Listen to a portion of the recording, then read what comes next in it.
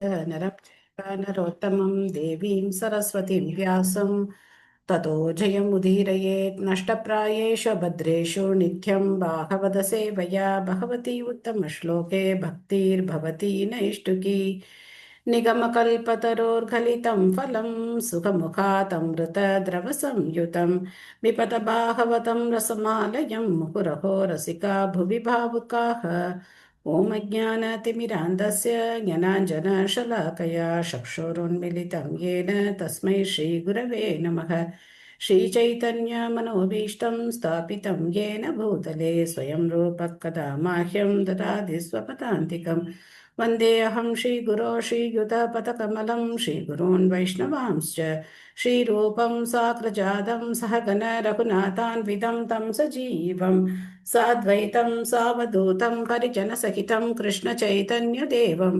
श्रीराधा कृष्णपादान् सहगण ललिता श्रीविशाखान्वितांश्च हे कृष्णकरुणा सिन्धो दीनबन्धो जगत्पते गोपेश गोपिका कान्त राधाकान्त नमोऽस्तु ते तप्तकाञ्चन गौराङ्गी राधे वृन्दावनेश्वरी वृषभानुसुते देवी प्रणमामि हरिप्रिये वाञ्छाकल्पतरुभ्यश्च कृपा सिन्धुभ्य एव च पतितानां पावनेभ्यो वैष्णवेभ्यो नमो नमः नमो विष्णुपादाय कृष्णप्रेष्ठाय भूतले श्रीमते भक्तिवेदान्त स्वामिन्यति नामिने नमस्ते सारस्वते देवे गौरवाणी प्रचारिणे निर्विशेष शून्यवादी पाश्चात्यदेशतारिणे जय श्री कृष्ण चैतन्य प्रभु नित्यानंद श्री अद्वैत गदाधर श्रीवासादि गौरभक्तवृंद हरे कृष्णा कृष्ण कृष्ण हरे हरे हरे राम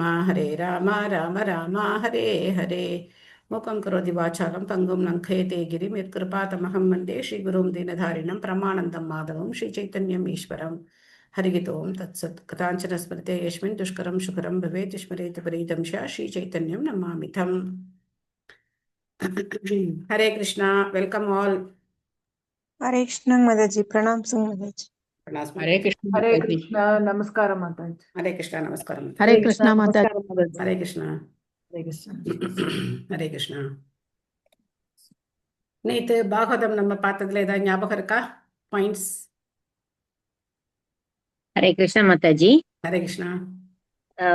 நம்ம வந்து கிருஷ்ண பக்தி இல்ல அது வந்து நம்ம குழந்தையில இருந்து கொண்டு வரணும். அதுக்கு வந்து சைதன்யர் வந்து அவரோட சின்ன வயசுல அவங்க அப்பா அம்மா வந்து விக்கிரகம் வாங்கி கொடுத்ததை எக்ஸாம்பிளா சொல்லியிருந்தாரு. பரிச்சித் மகாராஜா எப்படி அவரோட தாயோட கர்ப்ப பையில இருக்கும்போதே அவர் வந்து பகவானோட பகவத் சிந்தனையில இருந்தாரோ அது அந்த அவர் மனசுல வந்து அந்த உருவம் ஒரு தடவை மனசுல வந்துன்னா அது வந்து லைஃப் முழுக்க வந்து மாறாது. சோ அந்த பகவத் சிந்தனையிலேயே இருக்க முடியும். ஸோ குழந்தையில இருந்து நம்ம வந்து பக்திய வந்து ரொம்ப சின்ன வயசுல இருந்தே கொண்டு வரணும் அப்படின்னு சொல்லியிருந்தார் மாதாஜி. சைத்தன்ய மகாபிரபுக்கு அவங்க அப்பா விக்கிரகம் வாங்கி கொடுக்கல, பிரபுபாதர் தன்னுடைய வாழ்க்கை வரலாறு பிரபுபாதர் சாரி பிரபுபாதர் சாரி. சைத்தன்ய மகாபிரபு பகவான் சாக்ஷாத் ஸ்ரீ கிருஷ்ணரே தான். சோ பிரபுபாதர் அவருடைய லைஃபை பத்தி சொல்லியிருந்தார். Okay, anyway thank you Mataji.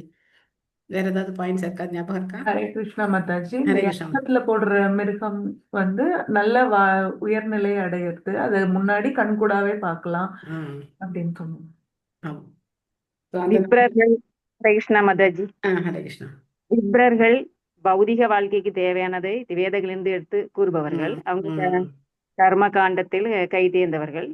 பிராமணர்கள் ஞான காண்டத்தை போதிப்பவர்கள். உபாசன காண்டம் பகவான் விஷ்ணுவின் பக்தி தொண்டு புரிபவர்கள். 3 பிரிவுகளையும் சொன்னேன். ஓகே, தேங்க்யூ மாதாஜி, very good. Okay, thank you all. Srimad Bhagavatam முதல் ஸ்கந்தம் 12வது அத்தியாயம் பரீட்சித் மகாராஜருடைய பிறப்பு. பதம் 35. ஆஹூதோ பகவான் ராஜ்னா யாஜயித்வா த்விஜை நிருபம் உவாச்ச கதிச்சின் மாசான் சுகிருதாம் பிரியகாமியா. மொழிபெயர்ப்பு பொருளை வழங்கியவர் திவித்ராச பக்திவேதாந்த சுவாமி ஸ்ரீல பிரபுபாத் கி ஜெய். யாகங்களுக்கு யுதிஷ்ட மகாராஜனால் அழைக்கப்பட்டிருந்த பரமபுருஷரான ஸ்ரீ கிருஷ்ணர் அவை தகுதியுள்ள இருபிறப்பேதிய பிராமணர்களால் நடத்தப்படுகின்றனவா என்பதை கவனித்துக் கொண்டார். அதன் பிறகு உறவினர்களின் மகிழ்ச்சிக்காக பகவான் சில மாதங்கள் அங்கு தங்கினார். ஸோ முன்னாடி எப்படி குருட்சேத்திர யுத்தம் முடிஞ்சு கொஞ்ச நாள் தங்கி இருந்து எல்லாரையும் சமாதானப்படுத்திட்டு அதுக்கப்புறம் துவாரகைக்கு போனாரோ, அதே மாதிரி இப்போவும் இந்த யாகத்துக்காக யுதிஷ்டிர மகாராஜர் கிருஷ்ணரை இன்வைட் பண்ணியிருக்கார். கிருஷ்ணர் வந்திருக்கார். அவர் என்ன மெயினாக கவனிக்கிறார்? த்விஜ த்விஜய் நிருபம். த்விஜய் அப்படின்னாக்கா, த்விஜ அப்படின்னா இரு பிறப்பு. ஒரு பிறப்பு அப்படிங்கிறது பெற்றோரால கிடைக்கிற பிறப்பு. ஒரு தாய்க்கும் தந்தைக்கும் நம்ம பிறக்கிறோம் இல்லையா? தாயினுடைய வயிற்றுலேருந்து பிறக்கிறோம், அது முதல் பிறப்பு. இரண்டாவது பிறப்பு அப்படிங்கிறது ஆன்மீக குருவினால கொடுக்கப்படக்கூடியது, தீட்சை. தீட்சை கொடுக்கும்போது அது இரண்டாவது பிறப்பு அப்படின்னு சொல்லப்படுது. பிராமண தீட்சைன்னு சொல்லுவாங்க, உபநயனம், அது வந்து இரண்டாவது பிறப்பு. அப்போ இந்த வர்ணாசிரம தர்மத்துல பிராமணர், சத்திரியர், வைஷ்யர் இவங்க 3 பேரும் உபநயனம் உண்டு. சூத்திரர்களுக்கு கிடையாது. பொதுவா பிராமணர்களை த்விஜர் அப்படின்னு சொல்லுவாங்க. ஏன்னா அவங்க கண்டிப்பா என்ன பண்ணணும்? ஆன்மீக குருகிட்ட இருந்து சாஸ்திரம் படிக்கும்போது உபநயனம் பண்ணி அவங்க வந்து சாஸ்திரங்களை படிப்பாங்க. ஸோ அந்த குணம், பிராமண குணம் இருக்கணும். குலத்துல பிறக்கிறது மட்டும் கிடையாது, அந்த குணம் இருக்கிறவங்க அந்த மாதிரி இருப்பாங்க அப்படிங்கிறது சொல்லப்பட்டிருக்கு. அந்த நாள்ல ஆக்சுவலா வந்து பிறப்பிலேயே அந்த மாதிரி ஒரு நற்குணங்கள் பிராமண குடும்பத்துல பிறந்தவங்களுக்கு அந்த குணங்கள் இருக்கிறது பெரும்பாலும் வழக்கமா இருக்கும். ஓகே, சித்ரா மாதாஜி படிக்கிறீங்களா? ஹரே கிருஷ்ண மாதாஜி. ஹரே நமஸ்காரம் கிருஷ்ணா. மாதாஜி. நமஸ்காரம் மாதாஜி. மொழிபெயர்ப்பு பொருளுரை வழங்கிய தெய்வ திரு ஆசா பக்திவேதாந்த சுவாமி பிரபு பிரபாதருக்கு ஜெய். யாகத்தை கண்காணிப்பதற்காக பகவான் ஸ்ரீ கிருஷ்ணர் யுதிஷ்டிர மகாராஜனால் அழைக்கப்பட்டார். பகவானும் அரசரின் உத்தரவுப்படி இரு பிறப்பெய்திய கற்றறிந்த பிராமணர்களை கொண்டு யாகத்தை நடத்தி வைத்தார். பிராமண குடும்பத்தில் பிறப்பதாலே ஒருவன் யாகம் செய்யும் தகுதியை பெற்று விடுவதில்லை. ஒருவன் தகுதியுள்ள ஆச்சாரியரிடமிருந்து முறையான பயிற்சியையும் தீட்சையையும் பெற்ற இரு பிறப்பு எய்தியவனாக இருக்க வேண்டும். பிராமண குடும்பங்களில் பிறந்த பிரம்ம பந்துக்களை அல்லது ஒருமுறை பிறந்த தகுதியற்ற வம்சத்தினரை வேத அல்லது சமய சடங்குகளை செய்வதிலிருந்து விலக்கிவிட வேண்டும். இதை கண்காணிக்கும் பொறுப்பு பகவான் ஸ்ரீ கிருஷ்ணரிடம் ஒப்படைக்கப்பட்டது. பூரண புருஷராகிய பகவானும் தகுதியுள்ள இரு பிறப்பெய்திய பிராமணர்களை கொண்டு யாகத்தை வெற்றிகரமாக நடத்தினார். ஹரே கிருஷ்ணன். இப்ப பார்த்தோம் அப்படின்னா, இந்த காலத்துல பார்த்தோம் அப்படின்னாக்க தகுதியெல்லாம் யாரும் பார்க்கறது இல்லை. அவங்க வந்து பெயரளவுக்கு பிராமணர்கள் ஒரு பூணல் போட்டுக்கிட்டு நெத்தியில பட்டையோ இல்லை திருநாமமோ இட்டிருந்தாங்க அப்படின்னாக்க அவங்க என்ன காரியம் வேணா செய்யலாம் அப்படிங்கிற மாதிரி ஆயிப்போச்சு இன்னைக்கு, இல்லையா? அரசாங்கமும் அந்த மாதிரி சட்டங்கள் எல்லாம் கொண்டு வருது. யார் வேணா அர்ச்சகர் ஆகலாம் அப்படி இப்படின்னு சட்டங்கள் எல்லாம் கொண்டு வருது. ஸோ அதனால இதுக்கு என்ன இருக்கணும்? ஒரு சரியான ஆன்மீக குரு கிட்ட பயிற்சியும் தீட்சையும் பெற்றிருக்கணும். அப்பத்தான் அவங்க இரு பிறப்பு எய்தியவர்கள்னு அர்த்தம். இல்லைன்னா ஒரு பிறப்பு, தாய் தந்தையருக்கு மட்டும் அந்த குடும்பத்துல பிறந்ததுனாலேயே அவருக்கு என்ன வந்துடாது, அந்த குவாலிஃபிகேஷன் வந்துடாது. அந்த தகுதிகளை அவர் வளர்த்துட்டு இருக்கணும். ஆன்மீக குருகிட்ட இருந்து தீட்சை வாங்கி பயிற்சி பெற்றிருக்கணும். அப்பத்தான் அவர் வந்து இந்த காரியங்கள் எல்லாம் செய்ய முடியும். அப்போ இவ்வளோ பெரிய அஸ்வமேத யாகத்தை செய்யணும் அப்படின்னாக்கா அதுக்கு எத்தனை சரியான ஒரு தகுதி பெற்ற பிராமணர்கள் இருக்கணும். அதை பகவானே கவனிச்சுக்கிறார் அப்படின்னா அப்போ அந்த ஸ்டாண்டர்ட் எந்த லெவல்ல இருக்கும் அப்படின்னு நம்ம வந்து பார்க்கலாம்.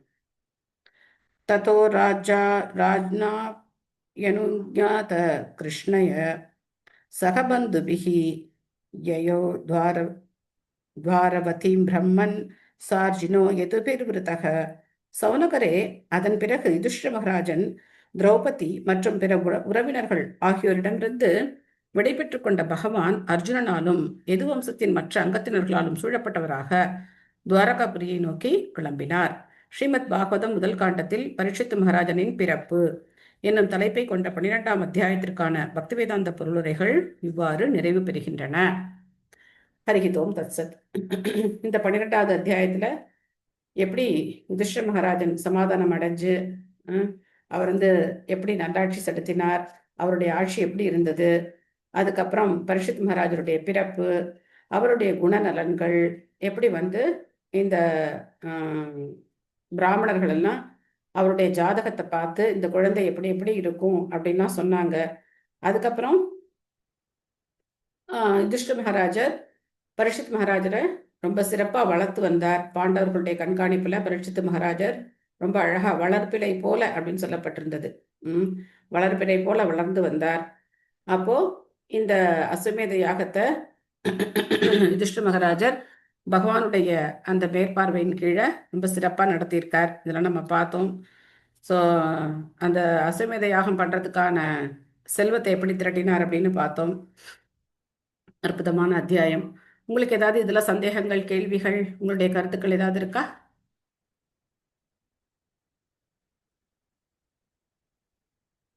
ஓகே, அப்போ நம்ம அடுத்த அத்தியாயத்துக்கு போகலாம். அத்தியாயம் 13, திருதராஷ்டிரரின் துறவு. ஸோ போன அத்தியாயம் வேணா நமக்கு கொஞ்சம் ஓகே, பரீட்சித் மகாராஜரை பற்றி படிக்கிறோம் அப்படின்னு இருக்கலாம். பட் இந்த அத்தியாயம் வந்து பார்த்தோம் அப்படின்னாக்கா நமக்கு ரொம்ப ரிலேட்டடாக இருக்கும். யாரும் கொஞ்சம் மனசெல்லாம் வருத்தப்பட்டுக்கலாம் கூடாது. ஏன்னா பொருளுரைகள்லாம் கொஞ்சம் ஹெவியாக இருக்கும். திருதராஷ்டிரர் எப்படி துறவு போகிறார் அப்படின்னு நம்ம பார்க்க போகிறோம். பிரபுபாதர் வந்து நமக்கு நிறைய அறிவுரைகளை இந்த அத்தியாயத்தில், எல்லா பொருளுரையுமே நமக்கு அறிவுரை இருக்குது. இந்த அத்தியாயத்தில் இன்னும் கொஞ்சம் நமக்கு ரொம்ப ரிலேட்டடாக நம்ம வந்து என்ன பண்ண முடியும் அப்படின்னா உணர முடியும். நம்ம வாழ்க்கையோட எப்படி இதை சம்மந்தப்படுத்தலாம் அப்படின்னு சொல்லி நம்ம பார்க்க முடியும். அப்பேற்பட்ட ஒரு அத்தியாயம். ஸோ அந்த அத்தியாயத்தை நம்ம இப்போ ஆரம்பிக்கலாம். திருதராஷ்டிரரின் துறவு, பதம் 1. சூத உவாச்ச விதுரஸ்தீர்த்தயாத்ராயாம் மைத்ரேயாத் ஆத்மனோ கதிம் ஞாத்வா கர்த்தாஸ்தினாபுரம் தயாவாப்த விவித்சிதः. மொழிபெயர்ப்பு. ஸ்ரீ சுத்த கோஸ்வாமி கூறினார், தீர்த்த யாத்திரையை மேற்கொண்டிருந்த பொழுது விதுரர் மாமுனிவரான மைத்திரேயரிடமிருந்து ஆத்மகதியை பற்றிய அறிவை பெற்றுக்கொண்டதும் ஹஸ்தினாபுரத்திற்கு திரும்பிச் சென்றார். அவர் விரும்பியதைப் போலவே அவ்விஷயத்தில் அவர் நன்கு தேர்ச்சி பெற்றவர் ஆனார். ஓகே, இப்போ தீர்த்த யாத்திரை எப்ப போனார் விதுரர்? எப்ப போனாரு? முன்னாடி போனாரு. போருக்கு முன்னாடியே போயிட்டார். எப்ப போனாரு? போர் ஆரம்பிக்கிறதுக்கு முன்னாடியே போயிட்டார். முன்னாடியே போயிட்டார். அந்த ஆலோசனை கூட்டம் நடந்துட்டு இருந்த போதே அவர் சொன்னார், இந்த மாதிரி பாண்டவர்களுக்கு அவங்க ராஜ்யத்தை திருப்பி கொடுக்கணும் அப்படின்னு. இந்த துரியோதனுடைய பேச்சை கேட்காதீங்க அப்படின்னு சொன்னார். உடனே துரியோதனன் கோவம் வந்து என்ன பண்ணார், நீ யார் வந்து இதெல்லாம் சொல்றதுக்கு, உனக்கு இந்த அவையில உட்கார்றதுக்கு தகுதியே கிடையாது, நீ ஒரு தாசி புத்திரன் அப்படின்னு சொல்லி அவரை ரொம்ப கேவலமா பேசினார். அப்போ விதுரர் பார்த்தார், அப்பாடா இதுதான் நல்ல சமயம், இவங்களோட இருந்து இத்தனை நாள் நம்ம வந்து கஷ்டப்பட்டது போதும் அப்படின்னு சொல்லிட்டு வில்லையும் அம்பையும் போட்டுட்டு என்ன பண்ணார், அரண்மனையை விட்டு வெளியேறிட்டார். அப்போ அப்படியே கிளம்பி தீர்த்த யாத்திரை போயிட்டார். ஸோ இதெல்லாம் நம்ம வந்து 3rd கேண்டோவில் படிப்போம். ஸோ இந்த 3வது காண்டத்தில் இருக்கிற விஷயங்கள் முன்னாடியே எங்கே வருது, முதல் காண்டத்தில் வருது. ஸோ இந்த காலக்கிரமம் அப்படிங்கிறத நீங்கள் கொஞ்சம் வந்து மனசில் வச்சுக்கணும். ஏன்னா நம்ம இந்த இந்த என்ன சொல்கிறது, காலக்கிரமப்படி பாகவதத்தில் இருக்காது, முன்ன பின்ன இருக்கும். நம்ம எப்படி புரிஞ்சுக்கணும், அதை சரியான ஒரு கரெக்டாக அதை அந்த காலத்தை நம்ம வந்து சரியாக புரிஞ்சுக்கணும். இப்போ குருட்சேத்திர யுத்தம் முடிஞ்சு போச்சு. முடிஞ்சு யுதிஷ்டிர மகாராஜர் அரசராயிட்டார், அஸ்வமேத யாகம் எல்லாம் பண்ணியிருக்கார். அப்போ திருதராஷ்டிரரும் காந்தாரியும் அதே அரண்மனையில் தான் இருக்காங்க, ஹஸ்தினாபுரத்தில் யுதிஷ்டிர மகாராஜருடைய பாதுகாப்பில் தான் இருக்காங்க. இவர் தீர்த்த யாத்திரையெல்லாம் முடிச்சு பல வருஷங்கள் ஆயிடுச்சு, கிட்டத்தட்ட ஒரு 20-25 வருஷம் போயிருப்பார் இவர். எல்லா இடத்தையும் போயிட்டு அதுக்கப்புறம் திரும்ப இவர் ஹஸ்தினாபுரத்துக்கு வரார். இவர் எதுக்காக ஹஸ்தினாபுரத்துக்கு வந்தார், என்ன பண்ண போறார், இவருடைய நோக்கம் என்ன, இதெல்லாம் நம்ம வந்து இந்த அத்தியாயத்துல பார்க்க போறோம். அதே மாதிரி விதுரருக்கும் மைத்ரேயருக்கும் நடந்த உரையாடலும் 3rd கேண்டோ பாகத்துல நம்ம பார்ப்போம். விதுரர் முதல்ல உத்தவரை சந்திப்பார், உத்தவர் அவரை மைத்ரேயர்கிட்ட அனுப்பிடுவார். அதுக்கப்புறம் மைத்ரேயரை சந்திச்சு இந்த பகவான் உத்தவருக்கு சொன்ன விஷயங்கள் எல்லாம் மைத்ரேயரும் கேட்டிருக்கார். அதனால மைத்ரேயர்டேந்து இப்போ விதுரர் கேட்டுட்டு இப்போ எங்க வந்திருக்கார், ஹஸ்தினாபுரத்துக்கு வந்திருக்கார். புரியுதா, குழப்பமா இருக்கா, கிளியர் தானே? ஓகே, பொருளுரை. பொன்மணி மாதாஜி படிக்கிறீங்களா? ஹரே கிருஷ்ணா. ஹரே கிருஷ்ணா, பிரணாம். வழங்கினர் திரு ஆசா பக்தி வேதாந்த சுவாமி ஸ்ரீல பிரபுபாதாக்கு ஜெய். விதுரர் இவர் மகாபாரத வரலாற்றில் இடம்பெற்ற முக்கிய நபர்களுள் ஒருவர் ஆவார். வியாசதேவருக்கும் பாண்டு மகாராஜனின் தாயான அம்பிகாவின் வேலைக்காரிக்கும் பிறந்தவரான இவர் யமராஜனின் அவதாரம் ஆவார். மந்தவ்ய முனிவரின் சாபத்தால் இவர் ஒரு சூத்திரராக பிறந்தார். இக்கதையின் வர்ணனையை பின்வருமாறு: ஒருமுறை மந்தவ்ய முனிவரின் ஆசிரமத்தில் ஒளிந்து கொண்டிருந்த சில திருடர்களை அரசாங்க காவலர்கள் கைப்பற்றினர். வழக்கம் போல் அக்காவலர்கள் திருடர்களுடன் சேர்ந்து மந்தவ்ய முனிவரையும் கைது செய்தனர். நீதிபதி குறிப்பாக அந்த முனிவருக்கு ஈட்டியால் குத்தப்படும் மரண தண்டனையை விதித்தார். அவர் குத்தப்பட போகும் வேளையில் அச்செய்தி அரசருக்கு எட்டியது. இவர் ஒரு சிறந்த முனிவர் என்பதை கருத்தில் கொண்டு அரசரும் உடனே இத்தண்டனையை தடுத்து நிறுத்தினார். முனிவரின் ஆட்கள் செய்த குற்றத்திற்காக முனிவரை மன்னித்து விடும்படி அரசர் வேண்டினார். மன்னிப்பை பெற்ற முனிவர் உடனே ஜீவராசிகளின் விதியை நிர்ணயிப்பவரான யமராஜனிடம் சென்று இத்தண்டனைக்குரிய காரணத்தை வினவினார். அதற்கு யமராஜனும், பிள்ளை பிராயத்திலிருந்த முனிவர் ஒரு பறவையை கூரான ஒரு வைக்கோலால் குத்தியதற்காகவே இத்துன்பத்திற்கு அவர் உள்ளானார் என்று விளக்கமளித்தார். அறியாத பருவத்தில் செய்த குற்றத்திற்காக இப்பொழுது தண்டிக்கப்பட்டது அநீதியாகும் என்றெண்ணிய முனிவர் யமராஜனை ஒரு சூத்திரராக பிறக்கும்படி சபித்து விட்டார். யமராஜனின் இந்த சூத்திர அவதாரம் விதுரர் என்று அழைக்கப்பட்டார். இவர் பாண்டு மற்றும் திருதராஷ்டிர மகாராஜன் ஆகியோரும் சூத்திர சகோதரர் ஆவர். ஆனால் குருவம்சத்தில் சூத்திரராக பிறந்த இவரை இவரது உடன் பிறந்தவர்களின் மகன்களுக்கு சமமாக பீஷ்மதேவர் நடத்தினார். காலப்போக்கில் விதுரர் ஒரு பெண்ணை திருமணம் செய்து கொண்டார். அவளும் ஒரு சூத்திரராணிக்கும் ஒரு பிராமணருக்கும் பிறந்தவளாகவே இருந்தாள். விதுரர் அவரது தந்தையின் பீஷ்மதேவரின் சகோதரர். சொத்துக்கு வாரிசாக இருக்கவில்லை என்றாலும் சொத்துக்களை இவருக்கு அளித்தார். இவர் திருதராஷ்டிரரிடம் அதிக பற்று கொண்டிருந்ததுடன் ஆரம்பத்திலிருந்து அவருக்கு சரியான வழிகாட்டவும் முயன்று வந்தார். குருச்சேத்திர யுத்தத்தின் போது பாண்டுபுத்திரர்களிடம் நீதியுடன் நடந்து கொள்ளும்படி விதுரர் தமது மூத்த சகோதரரிடம் பலமுறை மன்றாடினார். ஆனால் தனது சிற்றப்பனின் தலையீட்டை விரும்பாத துரியோதனன் விதுரரை நிந்தித்தான். இதனால் விதுரர் வீட்டை விட்டு வெளியேறி தீர்த்த யாத்திரை சென்று மைத்ரேயரிடம் உபதேசங்களை பெற்றார். Hare Krishna. Thank you Mataji. Hare Krishna. Thank you Mataji. So இந்த மந்தவிய முனிவருக்கு இந்த தண்டனை கிடைக்குது. அப்போ அந்த மந்தவிய முனிவர் என்ன பண்றாரு, நேரா யமதர்மராஜன்ட்ட போய் கேட்கிறார். நான் ஒரு முனிவர், நான் பாட்டுக்கு என்னுடைய ஆசிரமத்துல என்னுடைய தவ வாழ்க்கையை வாழ்ந்துட்டு இருக்கேன். எனக்கு எதுக்கு இந்த மாதிரி ஒரு தண்டனை? இந்த தண்டனை வர்றதுக்கான காரணம் என்ன? ஏன்னா சும்மா வராது இல்லையா? அதுக்கான காரணம் என்ன அப்படின்னு போய் கேட்கும்போது அப்ப யமதர்மராஜன் என்ன சொல்றாரு, நீங்க சின்ன குழந்தையா இருந்த போது, சின்ன பசங்கள்லாம் விளையாடிட்டு இருக்கும்போது பாத்தீங்கன்னா தட்டானை பிடிச்சி என்ன பண்ணி வச்சிருப்பாங்க, கயிற்றுல கட்டி தொங்க விட்டு விளையாடுவாங்க, இல்லை அதை ரெக்கையை பிச்சுக்கிட்டு இருப்பாங்க, ஏதாவது ஒரு காரியம் பண்ணிட்டு இருப்பாங்க. பூச்சியை பார்த்து இல்லைன்னா சில பேர் காலால மிதிப்பாங்க. அப்படிலாம் பார்த்துருக்கீங்களா சின்ன குழந்தைங்க பண்றத? இதை மாதிரி இவர் என்ன பண்ணியிருக்காரு, ஏதோ ஒரு பறவையை ஒரு வைக்கோல் புல்லால அதை குத்திருக்காரு. ஸோ அதுக்கான தண்டனையா இவருக்கு அந்த ஈட்டியால குத்தப்படுற அந்த கழுவுல ஏத்துறதுன்னு சொல்லுவாங்க இல்லையா, அப்படியே அந்த கூரான ஈட்டில உட்கார வச்சு ரெண்டா பிளந்துருவாங்க. உடம்பே அப்படியே என்ன பண்ணுவாங்க, ரெண்டா பிளந்துருவாங்க. ஸோ அப்பேற்பட்ட ஒரு தண்டனை. இது எதுக்கு எனக்கு இந்த தண்டனை அப்படின்னா, நீங்க சின்ன வயசுல இந்த மாதிரி பண்ணியிருக்கீங்க அப்படின்னு இவருக்கு கோவம் வந்துருச்சு. இவர் கோவம் வந்து என்ன சொல்றாரு, நான் தெரியாத அறியாத வயசுல ஏதோ விளையாட்டுத்தனமா பண்ணதுக்கு இவ்வளவு பெரிய தண்டனையா? உங்களுக்கு நீதி எப்படி பரிபாலனம் பண்ணணும்னே தெரியல, அதனால போய் சூத்திரரா பிறக்க கடவுது அப்படின்னு சொல்லி இவர் சாபம் கொடுத்துட்டார். ஸோ விதுரர் பார்த்தார், அப்பாடா எப்போ பார்த்தாலும் எனக்கு இந்த குற்றவாளிகளை கேஸு கோர்ட்டு இதே எனக்கு சரியா இருக்கு. நான் பகவானை பற்றி நான் தெரிஞ்சுக்க போகிறேன், பகவானை பற்றி நான் பிரச்சாரம் பண்ண போகிறேன். மெயினாக அது 3rd கேண்டோவில் வரும். நான் பகவத் பிரச்சாரம் பண்ண போகிறேன் அப்படின்னு சொல்லிட்டு இந்த வாய்ப்பை அவர் எப்படி பயன்படுத்திக்கிட்டார், ரொம்ப சிறந்த வாய்ப்பாக பயன்படுத்திக்கிட்டார் விதுரர். இதெல்லாம் தான் நம்ம வாழ்க்கை பாடங்கள். நம்ம பகவான் எந்த சூழ்நிலையில் வைக்கிறாரோ அந்த சூழ்நிலையில் நம்ம எப்படி பக்தி பண்ணலாம்னு யோசிக்கணும். நம்ம என்ன யோசிக்கக்கூடாது, இந்த சூழ்நிலையினால என்னால் முடியல அப்படின்னு சொல்லக்கூடாது. நீங்கள் பார்த்தீங்கன்னா துரியோதனன் அவமானப்படுத்தி அனுப்புகிறார்.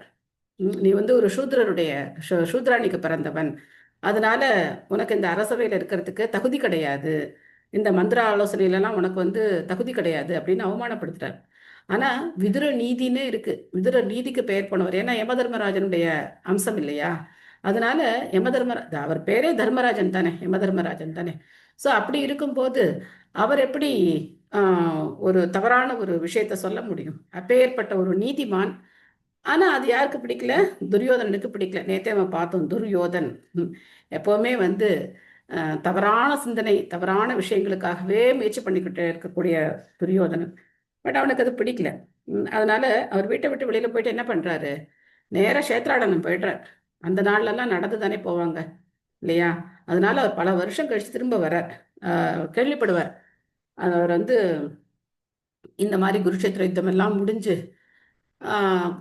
எல்லாம் கௌரவர்கள் எல்லாரும் அழிஞ்சு போயிட்டாங்க, பாண்டவர்கள் இப்போ அரசர்கள் ஆயிட்டாங்க அப்படிங்கிறதெல்லாம் அவர் கேள்விப்படுவார். அதுக்கப்புறம் பல வருஷங்கள் கழிச்சு அவர் திரும்ப வரார்.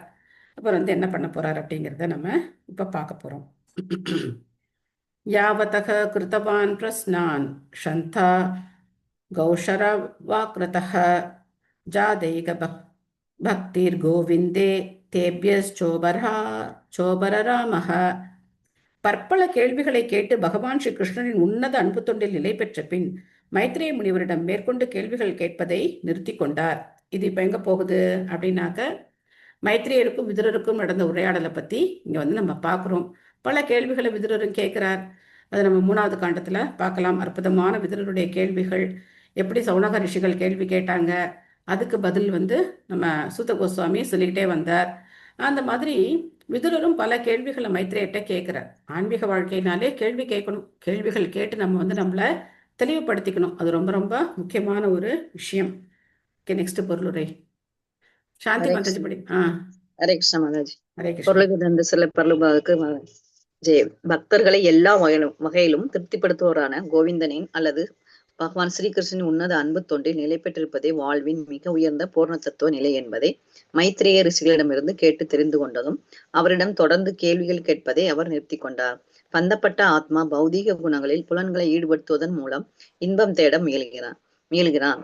ஆனால் அது அவனை திருப்திப்படுத்தாது. பிறகு அவன் மனோ தத்துவ கற்பனையாலும் புத்தி சாதுரியத்தாலும் பரம சத்தியத்தை தேடுகிறான். ஆனால் முடிவான இலக்கை கண்டுபிடிக்கவில்லை என்றால் அவன் மீண்டும் பௌதிக நிலைக்கு சென்று பொதுநல தொண்டில் தன்னை ஈடுபடுத்திக் கொள்கிறான். அதுவும் அவனுக்கு திருப்தியை அளிப்பதில்லை. எனவே ஒரு ஜீவராஜி இயற்கையாகவே பரமபுருஷராகிய ஸ்ரீகிருஷ்ணரின் நித்திய தொண்டன் என்பதால் பலன் கருதும் செயல்களோ அல்லது வரட்டு தத்துவ கற்பனைகளோ அவனுக்கு திருப்தியை அளிக்காது. வேதங்களும் இந்த இறுதி முடிவைத்தான் ஆதரிக்கின்றன. பகவத்கீதை 15.15 இக்கூற்றை உறுதி செய்கிறது. விதுரர் செய்ததை போல கேள்வியுடைய பந்தப்பட்ட ஆத்மா ஒருவன் மைத்ரேயரை போன்ற தகுதியுள்ள ஆன்மீக குரு ஒருவரை அணுகி அவரிடமிருந்து கர்மம், ஞானம், பரமசத்தியத்தை பற்றிய தத்துவ ஆராய்ச்சி மற்றும் யோகம் ஆகியவற்றை பற்றி அனைத்தையும் விசாரித்தறிய முயல வேண்டும். ஒரு ஆன்மீக குருவிடம் கேள்விகள் கேட்பதில் உண்மையான ஆர்வம் இல்லாத ஒருவன் பெயரளவே மட்டுமே அவரை குருவாக ஏற்றுக்கொள்ள தேவையில்லை. மேலும் தனது சீடனை முடிவாக பகவான் ஸ்ரீகிருஷ்ணரின் உன்னத அன்பு தொண்டில் ஈடுபடுத்த முடியாத ஒருவன் ஆன்மீக குருவாக வேடம் போடுவதிலும் பயனில்லை. மைத்ரேயரை போன்ற அத்தகைய ஒரு ஆன்மீக குருவை அணுகுவதில் வெற்றியடைந்த விதுரர் கோவிந்தனின் பக்தி என்ற வாழ்வின் முடிவான நோக்கத்தை பெற்றார். இவ்வாறாக ஆன்மீக முன்னேற்றத்தை பற்றி மேலும் அறிய வேண்டியது எதுவும் இல்லை. ஹரே கிருஷ்ண மாதாஜி. நன்றி மாதாஜி. ஹரே கிருஷ்ணா. தேங்க்யூ மாதாஜி. ஸோ இந்த ஃபர்ஸ்ட் பேராகிராஃப் கொஞ்சம் டெக்னிக்கலான பேராகிராஃப். கொஞ்சம் நம்ம அதை வந்து புரிஞ்சுக்கிறதுக்கு முயற்சி பண்றோம்.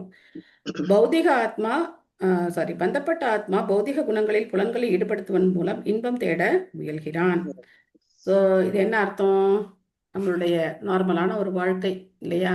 எப்படியாவது நம்ம வந்து புலன் இன்பத்தை அனுபவிக்கணும் அப்படின்னு நினைக்கிறோம். அந்த மாதிரி அனுபவிக்கணும்னு நினைக்கும் போது அது சாத்தியமாகுதா அப்படின்னா சாத்தியமாகிறது கிடையாது. அதுல என்ன ஆகுது? நமக்கு தோல்விதான் மிஞ்சுது இல்லையா? என்னதான் நீங்க வந்து கோடி கோடியா செல்வம் சேர்த்து வச்சிருந்தாலும் சரி, இல்லை வேற என்ன இந்த 6 ஐஸ்வர்யங்கள்ல செல்வம், அழகு, அறிவு, புகழ், வீரம், துறவு எது நம்ம கிட்ட இருந்தாலும் சரி, நம்மளால என்ன பண்ண முடியாது? உண்மையான சந்தோஷத்தை அனுபவிக்க முடியாது. ஏன்னா அது நம்ம கிட்ட நிரந்தரமாகவும் இருக்காது, போய்கிட்டே இருக்கும். ஒரு நாள் இருக்கிறது இன்னொரு நாள் நம்ம கிட்ட இருக்காது. ஸோ அப்படி ஆகும்போது என்ன ஆகுது? அதுக்கப்புறம் வந்து ஞானி ஆகிறதுக்கு முயற்சி பண்றான்.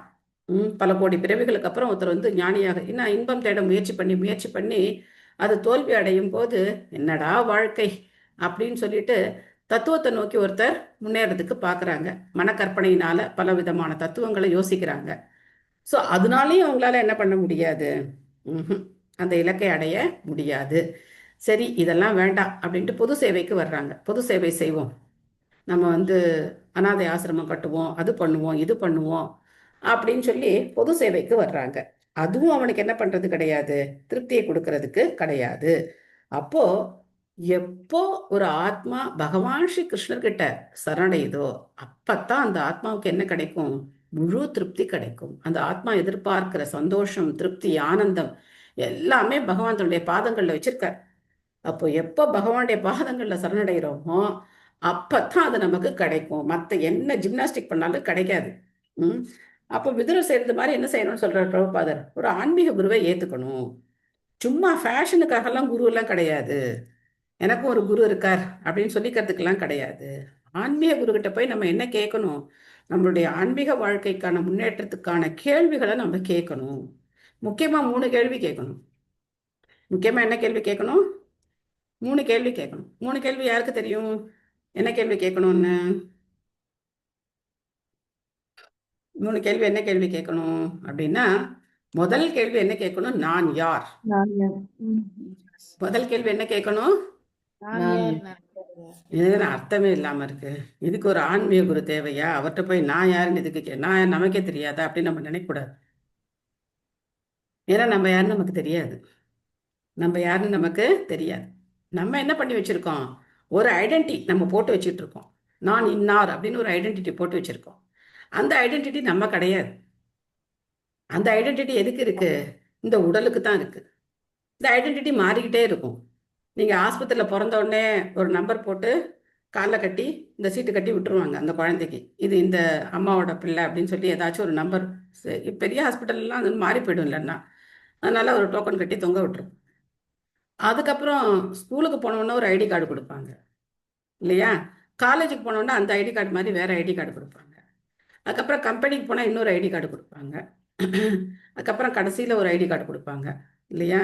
இந்த மாதிரி நம்ம ஐடி என்ன ஆகிட்டே இருக்கும்? மாறிக்கிட்டே இருக்கும். ஆனால் மாறாத ஐடி தான் நம்ம. மாறிக்கிட்டு இருக்கிற இந்த ஐடி யார் கிடையாது? நம்ம கிடையாது. அதுக்கு நடுவில் நம்ம இதெல்லாம் சமூகத்தினுடைய ஐடி கார்டு. நம்ம குடும்பத்தில் பார்த்தோம் அப்படின்னாக்க முதல்ல ஒரு குழந்தையா இருப்போம். அதுக்கப்புறம் நமக்கு மூத்தவங்க யாராவது இருந்தாங்கன்னா அவங்களுக்கு சகோதர சகோதரிகளாக இருப்போம். அதுக்கப்புறம் நமக்கு பின்னாடி யாராவது வந்தாங்கன்னா அவங்க நமக்கு அண்ணா அக்கா அந்த மாதிரி பொசிஷனில் இருப்போம். அப்புறம் நமக்கு நண்பர்கள் வருவாங்க. அதுக்கப்புறம் திருமணமாகி புதுசாக ஒரு உறவு வரும், கணவன் மனைவி அப்படிங்கிற உறவு வரும். அது மூலமாக குழந்தைகள் வருவாங்க. அதுக்கப்புறம் பல உறவுகள் வருவாங்க. இவங்க எங்கள் அத்தைம்பாங்க, ஒருத்தவங்க சித்திம்பாங்க, ஒருத்தவங்க பெரியம்மாம்பாங்க, ஒருத்தவங்க பெரியப்பாம்பாங்க. ஸோ பல உறவுகள் வரும். இதெல்லாமும் நம்மளுடைய ஐடி நம்ம நினச்சிட்டு இருக்கோம். பட் இது எதுவுமே என்ன கிடையாது? நம்மளுடைய அடையாளம் கிடையாது. அதனால ஆன்மீக குருக்கிட்ட போய் என்ன கேட்கணும்? நான் யாரு? இந்த கேள்வியை கேட்கணும். அப்போ அவர் சொல்லிக் கொடுப்பார், நீ இந்த உடல் கிடையாது, ஆத்மா.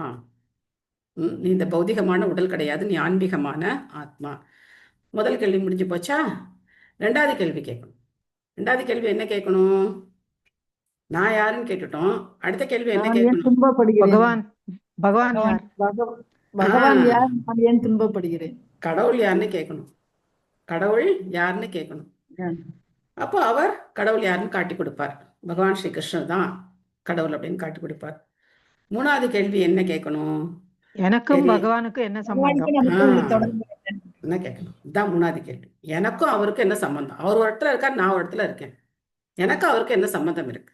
இதை நம்ம கேட்கணும். இந்த 3 கேள்வியை நம்ம விடை தெரிஞ்சுக்கிட்டோம் அப்படின்னா நம்ம ஆன்மீக வாழ்க்கை வெற்றி. சும்மா நான் உடல் இல்லை ஆத்மான்னு தெரிஞ்சுக்கிட்டேன், கிருஷ்ணர் தான் முழுமுதற் கடவுள்னு தெரிஞ்சுக்கிட்டேன், அதுக்கப்புறம் 3வது கேள்விக்கு என்ன பதில்? அவர் தான் என்ன படைச்சிருக்கார், நான் அவனுக்கு சேவை செய்யணும்னு தெரிஞ்சுக்கிட்டேன், அவ்வளோதான், முடிஞ்சிருச்சு அப்படின்னு சொல்லிட்டு நம்ம ஜூம் முடிஞ்ச உடனே ஆஃப் பண்ணிட்டு நம்ம பாட்டுக்கு வேற வேலையை பார்த்துட்டு இருந்தோம் அப்படின்னா அது என்ன அர்த்தம்? இது சும்மா பேரளவுக்கு நம்ம தெரிஞ்சிட்டு இருக்கோம்னு அர்த்தம். அதை நம்ம என்ன பண்ணணும்? இம்ப்ளிமெண்ட் பண்ணு. நடைமுறை வாழ்க்கையில கொண்டு வரணும். நடைமுறை வாழ்க்கையில நம்ம அதை கொண்டு வரணும். எப்படி நம்ம நடைமுறை வாழ்க்கையில கொண்டு வர்றது? நம்ம ஆத்மாங்கிறத நடைமுறை வாழ்க்கையில எப்படி கொண்டு வர்றது? நீங்களாம் ரொம்ப சூப்பரா கொண்டு வந்துட்டு இருக்கீங்க. பட் எனக்காக நான் சொல்லிக்கிறேன். எப்படி கொண்டு வரணும் அப்படின்னா, பகவானுடைய சேவைக்காகவே நம்மளுடைய காரியங்கள் எல்லாம் செய்யணும். எல்லாம் செய்யலாம். டாக்டரா இருக்கலாம், இன்ஜினியரா இருக்கலாம், இல்ல பெரிய விஞ்ஞானியா இருக்கலாம், யாரா வேணா இருக்கலாம். இப்ப பரீட்சித் மகாராஜர் பார்க்குறோம், உலக பேரரசரா இருக்கார் இல்லையா? ஆனா பக்தரா தானே இருக்கார். யுதிஷ்ட மகாராஜர் உலகத்தை ஆள்றார், அவரும் பக்தரா தானே இருக்கார். அதனால பக்தினா சும்மா கோயிலுக்கு போயிட்டு தேங்காய் உடைச்சிட்டு பூஜை மட்டும் பண்ணிட்டு இருப்பாங்கன்னு கிடையாது. பக்தர்கள் எல்லா நிலையிலையும் பக்தர்கள் இருக்காங்க. பட் எல்லா காரியங்களையும் பகவானுக்காக நம்ம செய்யறதுக்கு நம்மளை மனசை மாத்திக்கணும். மனமாற்றம் தான் பக்தி. பக்தினா வேற ஒன்றும் பெரிய இதெல்லாம் கிடையாது. எனக்கு எனக்கு எனக்கு எனக்கு எனக்கு அப்படிங்கிறது போய் கிருஷ்ணருக்கு கிருஷ்ணருக்கு கிருஷ்ணருக்கு கிருஷ்ணருக்குன்னு மாறணும். அதுதான் என்னது? பக்தி. எது பண்ணாலும் அது கிருஷ்ணருக்கு அப்படின்னு நம்ம வரணும். அப்பதான் அது பக்தியை நம்ம நடைமுறை வாழ்க்கையில கொண்டு வரணும் அப்படின்னு அர்த்தம். அதுக்கு தான் நமக்கு பிரபுபாதர் இஸ்கான் அப்படிங்கிற ஒரு அமைப்பை ஏற்படுத்தி கொடுத்துருக்கார். அங்க போனா நம்ம பலவிதமான சேவைகள் செய்யலாம். பகவானுக்கு சேவை செய்யணும் அப்படின்னு நம்ம சொல்றோம். எப்படி செய்ய போறோம்? வெறும புஸ்தக அறிவு அப்படிங்கறது நம்மளை எப்படி மாத்திடும் அப்படின்னாக்க அகங்காரத்தை கொடுக்கும். வெறும் இந்த மாதிரி படிச்சு நம்ம வந்து பகவானை பத்தி நிறைய தெரிஞ்சுக்கிட்டோம் அப்படின்னாக்க அது அகங்காரத்தை கொடுக்கும். எனக்கு நிறைய தெரியும், எனக்கு எல்லாம் தெரியும் அப்படிங்கிற அகங்காரம் தான்.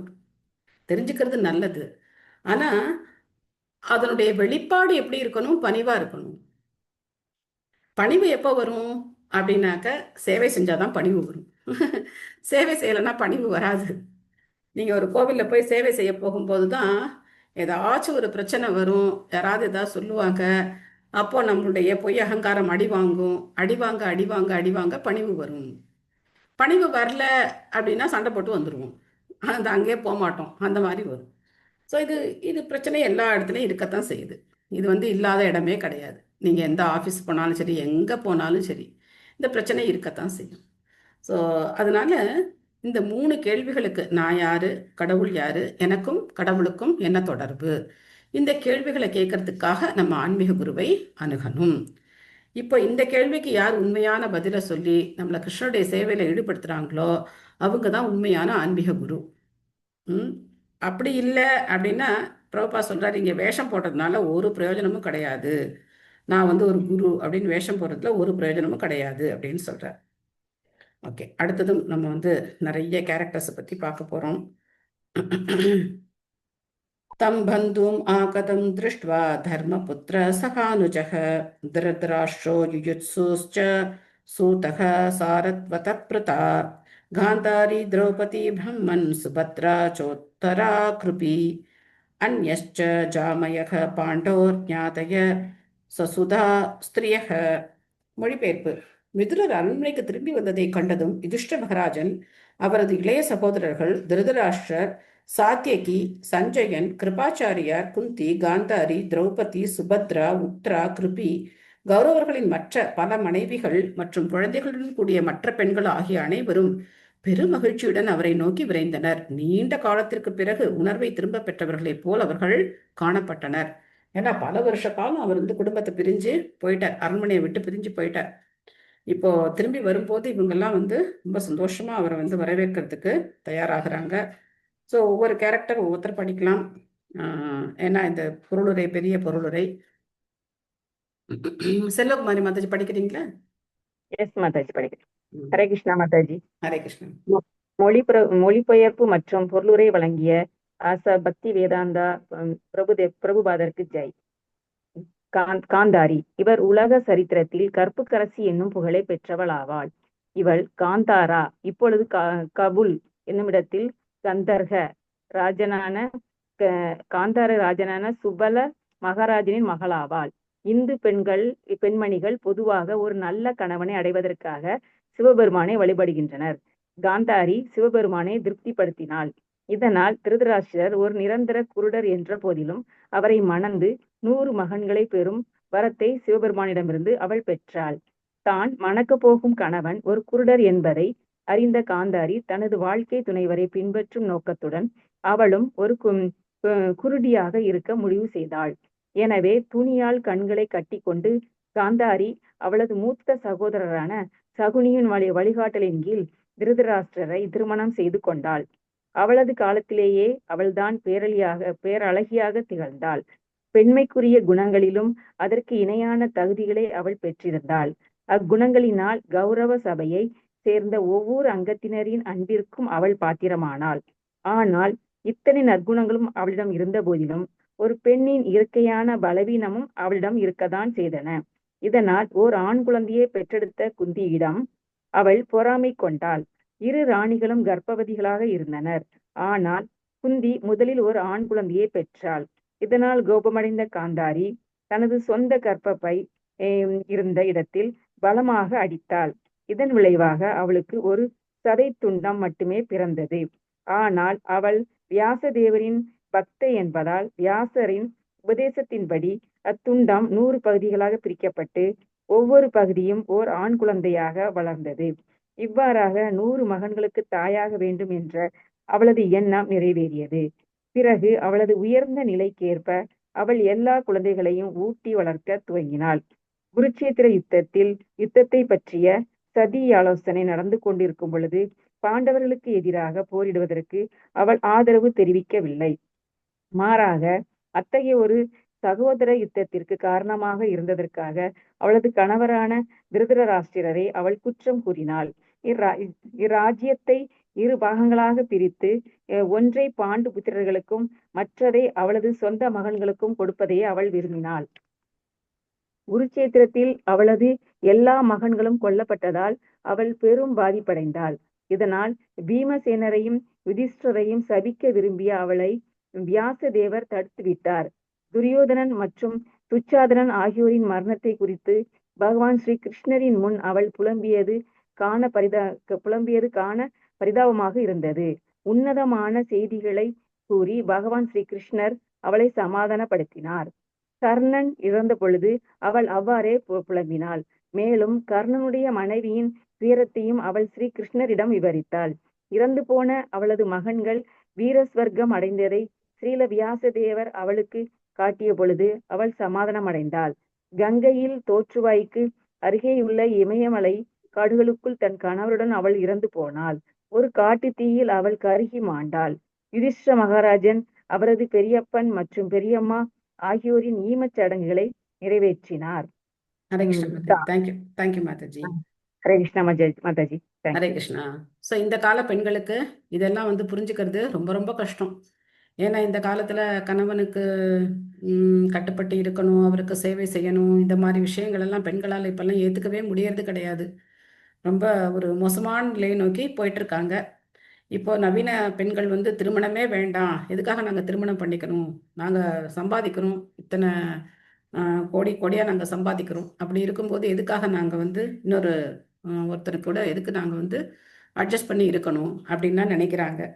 ஸோ நம்ம பார்க்கலாம் கலியுகம் வந்து எவ்வளோ வேகமாக முன்னேற்றம் அடையுது அப்படின்னு பார்க்கலாம். கலியுடைய தாக்கம் எவ்வளோ வேகமாக ஆயிட்டிருக்கு அப்படிங்கிறத நம்ம பார்க்கலாம்.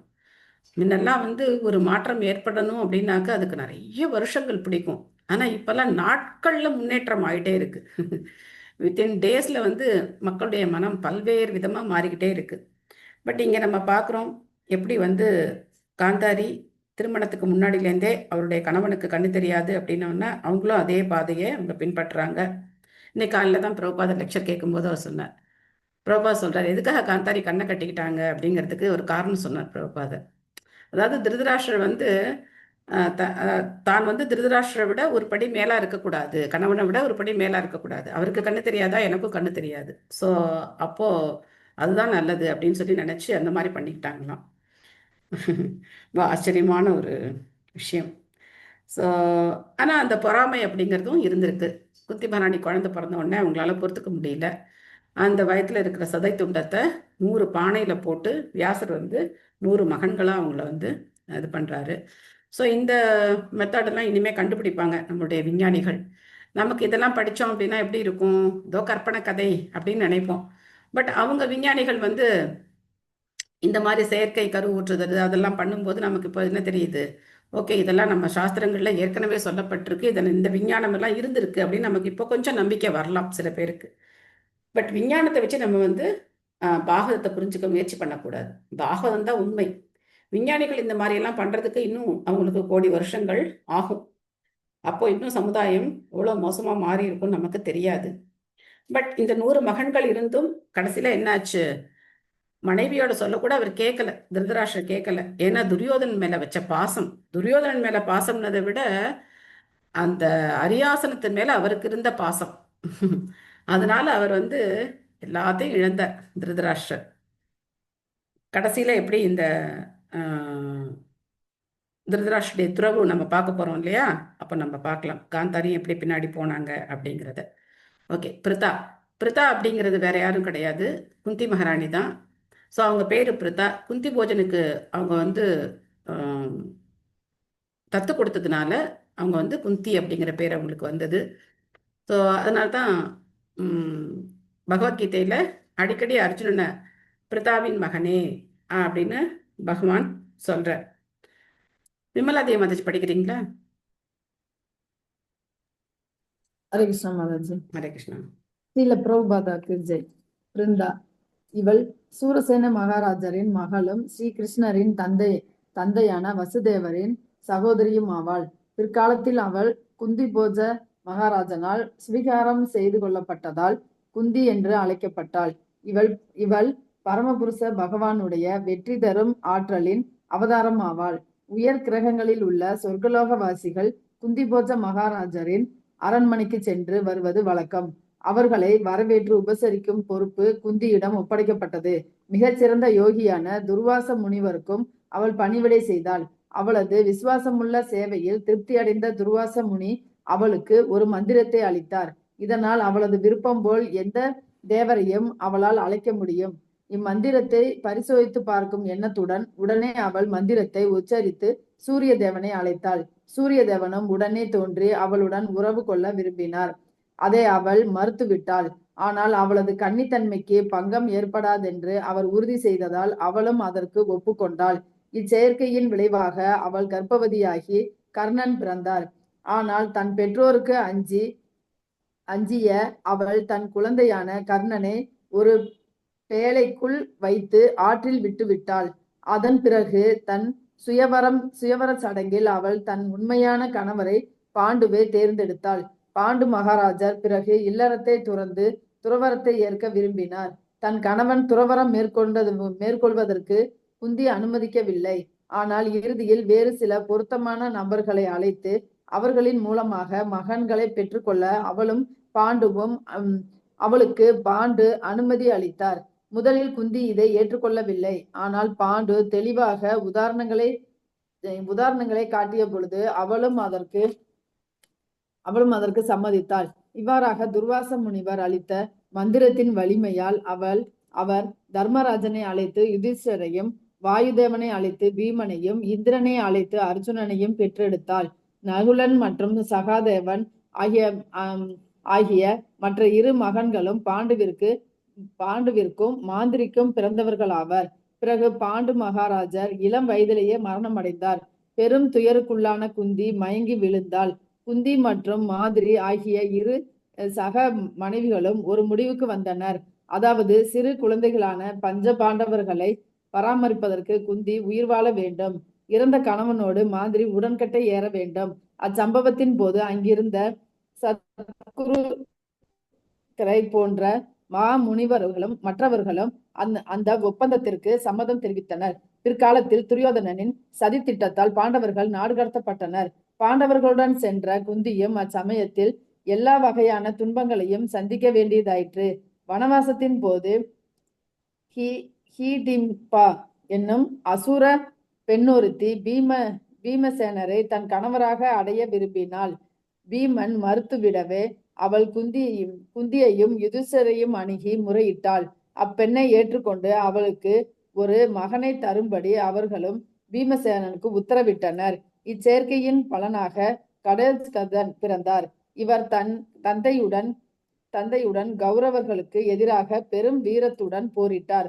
அவர்களுடைய வனவாசத்தின் போது ஒரு பிராமண குடும்பத்துடன் அவர்கள் வாழ்ந்து வந்தனர். அந்த பிராமண குடும்பத்திற்கு பகாசுர அசுரன் ஒருவன் தொல்லைகள் கொடுத்து கொண்டு இருந்தான்.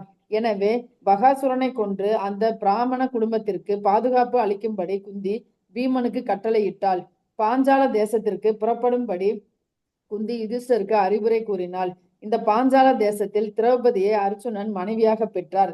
ஆனால் குந்தியின் உத்தரவுப்படி பாண்டவ சகோதரர்கள் ஐவரும் திரௌபதி அல்லது பாஞ்சாலியின் கணவர்களாயினர். வியாசதேவரின் முன்னிலையில் திரௌபதி பஞ்ச பாண்டவர்களை திருமணம் செய்து கொண்டாள். குந்தி தேவி தனது முதல் குழந்தையான கர்ணனை மறக்கவே இல்லை. குருசேத்திர யுத்தத்தில் கர்ணன் இறந்த பிறகு துக்கமடைந்த குந்தி பாண்டு மகாராஜனை மணப்பதற்கு முன் தனக்கு மூத்த மகனாக பிறந்த கர்ணன் ஆவான் என்ற உண்மையை அவளது மற்ற மகன்களிடம் அவள் கூறினார். குருசேத்திர போருக்கு பின் பகவான் ஸ்ரீ கிருஷ்ணர் அவரது நாட்டிற்கு புறப்படும் வேளையில் பகவானிடம் குந்தி செய்த பிரார்த்தனைகள் மிகச்சிறந்த முறையில் விவரிக்கப்பட்டுள்ளன. பிற்காலத்தில் இவள் கடுந்தவம் செய்வதற்காக காந்தாரியுடன் வனம் சென்றாள். 30 நாட்களுக்கு ஒரு முறைதான் அவள் உணவு உட்கொண்டாள். இறுதியாக அவள் ஆழ்ந்த தியானத்தில் அமர்ந்திருந்த பொழுது ஒரு காட்டு தீயில் எரிந்து சாம்பலானாள். ஹரே கிருஷ்ணா. ஹரே கிருஷ்ணா மாதாஜி. நன்றி மாதாஜி. நன்றி மாதாஜி. தேங்க்யூ மாதாஜி. ஸோ பெரும்பாலும் எல்லாருக்கும் குந்தி மகாராணியுடைய இந்த கதை தெரிஞ்சிருக்கும். ஸோ துர்வாச முனிவருடைய அந்த கருணையினால அந்த மந்திரம் அவங்களுக்கு கிடைச்சிது. அந்த மந்திரத்தை அவங்க மாதிரிக்கும் சொல்றாங்க. ஏன்னா இதெல்லாம் பாருங்க, ஒரு ஏற்பாடு. பாண்டுவுக்கு ஒரு சாபம் இருக்கு. மனைவியோட இணைஞ்சார் அப்படின்னா அவருக்கு மரணம் ஏற்படும். அதனால மனைவியோட இணைய முடியாது அவரால். ஸோ அதனால அவர் வந்து காட்டுக்கு போயிட்டார். காட்டில் தான் வந்து பாண்டவர்கள் பிறக்கிறாங்க, அரண்மனையில் பிறக்கல. பாண்டவர்களுடைய பிறப்பே காட்டில் தான். ஸோ அதுக்கப்புறம் மாதிரி வந்து அங்கேயும் பார்த்தீங்கன்னா இதே தான்.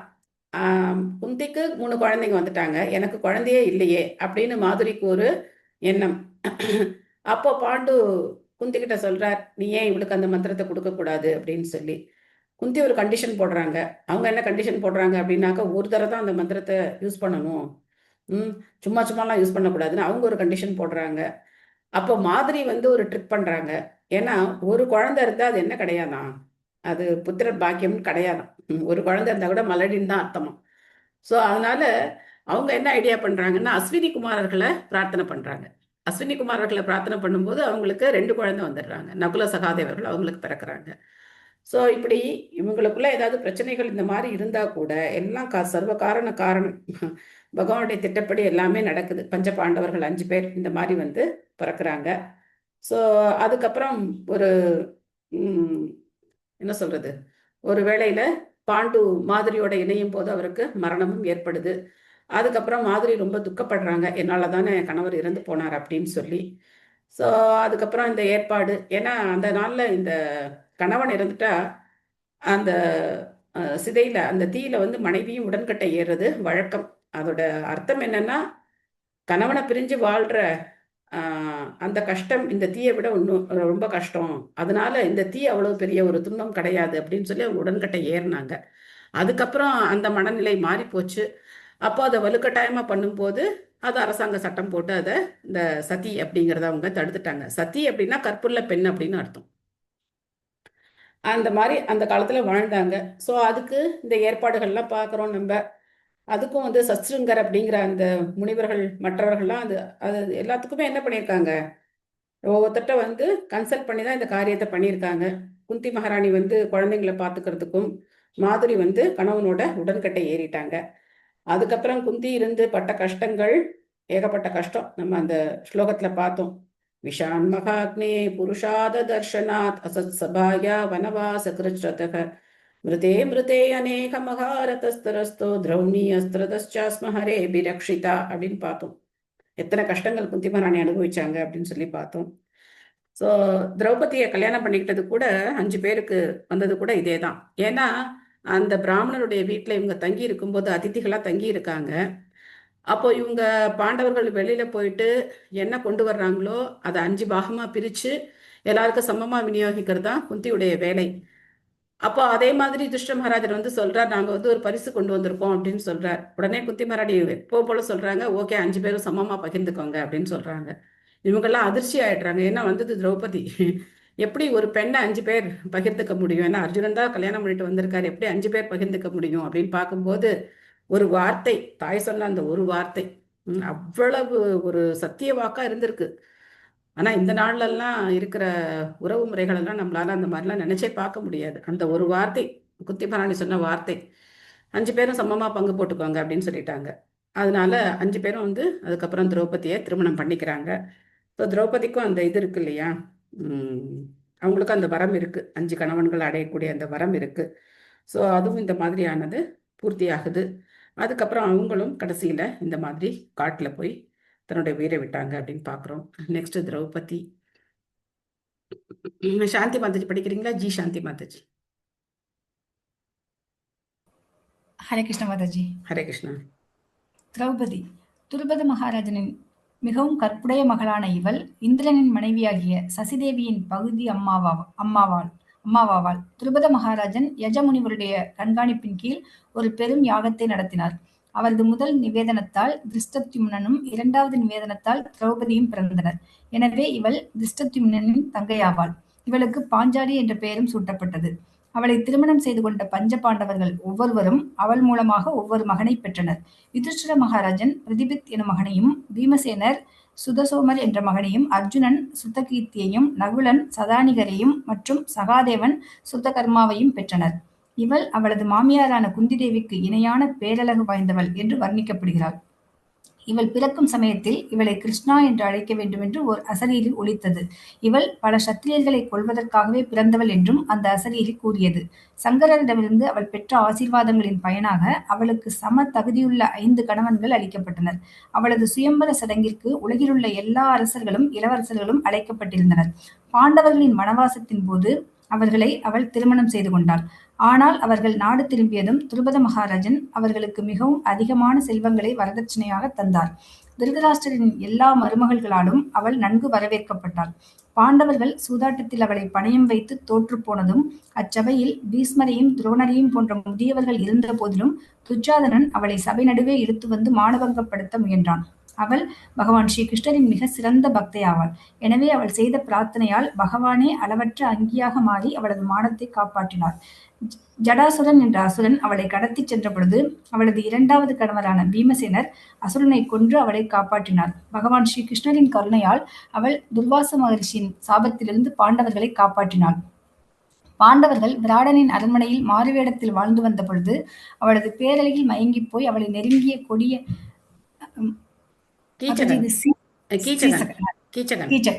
கீச்சகனை பீமன் கொன்று அவளை காப்பாற்றினார். அவளது 5 மகன்களும் அஸ்வத்தாமனால் கொல்லப்பட்ட பொழுது அவள் பெரும் துயருக்குள்ளானாள். இறுதி கட்டத்தில் யுதிஷ்டிரரையும் மற்றவர்களையும் பின்தொடர்ந்து சென்ற திரௌபதி வழியில் கீழே சாய்ந்தாள். அவளது வீழ்ச்சிக்கான காரணத்தை யுதிஷ்டிரர் விளக்கினார். ஆனால் யுதிஷ்டிரர் சொர்க்கலோகத்தில் புகுந்த பொழுது அங்கு திரௌபதி அதிர்ஷ்ட தேவதையை போல் பேரழகுடன் நிற்பதை கண்டார். ஹரே கிருஷ்ணா மாதாஜி. ஹரே கிருஷ்ணா. தேங்க்யூ மாதாஜி. ஸோ இங்கே ஒரு கொஞ்சம் ஸ்பெல்லிங் மிஸ்டேக் இருக்கு. திரௌபத மகாராஜனின் மிகவும் கற்புடைய மகளான இவள் இந்திரனின் மனைவியாக சசிதேவியின் பகுதி அம்சமாவாள்னு இருக்கணும். அம்மாவாள் அப்படின்னு போட்டிருக்க, அம்சமாவாள்னு இருக்கணும்.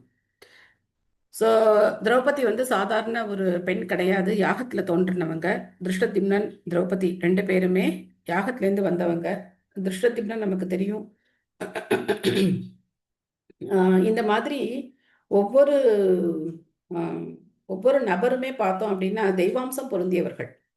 ஆனா இன்னைக்கு இருக்கிற மக்கள் என்ன பண்றாங்க அப்படின்னாக்க, இவங்களுடைய இந்த உயர்வெல்லாம் தெரிஞ்சுக்காம கண்ணாபிடான்னு மகாபாரதத்தை பேசுறது, திரௌபதியை தப்பா பேசுறது, இதெல்லாம் பண்றாங்க. இவங்கெல்லாம் தெய்வாம்சம் பொருந்தியவர்கள். எப்படி இந்த உலகத்துக்கு வர்றாங்க, பகவானுடைய ஏற்பாடு எப்படி இதெல்லாம் நடக்குது அப்படிங்கிறது இப்போ இருக்கிற கலியுக மக்களுடைய மனதுக்கு இதெல்லாம் புரியவே புரியாது, ரொம்ப கஷ்டம். ஸோ அந்த மாதிரி இருக்கு. திரௌபதியை பத்தி முக்கியமான ஒரு விஷயம் என்ன அப்படின்னாக்க, திரௌபதி கிட்ட ஒரு கணவனுக்கு எப்படி பணிவிடை செய்யணும் அப்படின்னு உபதேசம் வாங்கிக்க சொல்றார். யார் சொல்றா? கிருஷ்ணர் சொல்றார். யாருக்கு சொல்றாருன்னா ருக்மிணிக்கு சொல்றார். ஒரு தடவை சந்திக்கும் போது கிருஷ்ணர் ருக்மிணி தேவி கிட்ட சொல்றார், திரௌபதி கிட்ட ஒரு குடும்பத்தை எப்படி நிர்வாகம் பண்ணணும், கணவனுக்கு எப்படி சேவை செய்யணும் அப்படிங்கிறத திரௌபதி கிட்ட இருந்து கேட்டு தெரிஞ்சுக்கணும் அப்படின்னு சொல்றார். அப்பேற்பட்ட ஒரு பதிவிரதையா திரௌபதி இருக்காங்க. ஸோ இந்த துர்வாச மகரிஷியுடைய சாபத்திலேருந்து காப்பாற்றுனது உங்களுக்கு தெரியும் இல்லையா?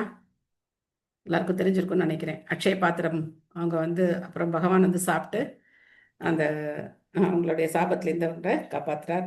ஸோ ரொம்ப சிறந்த பக்தி. அந்த பிரார்த்தனை அற்புதமான பிரார்த்தனை.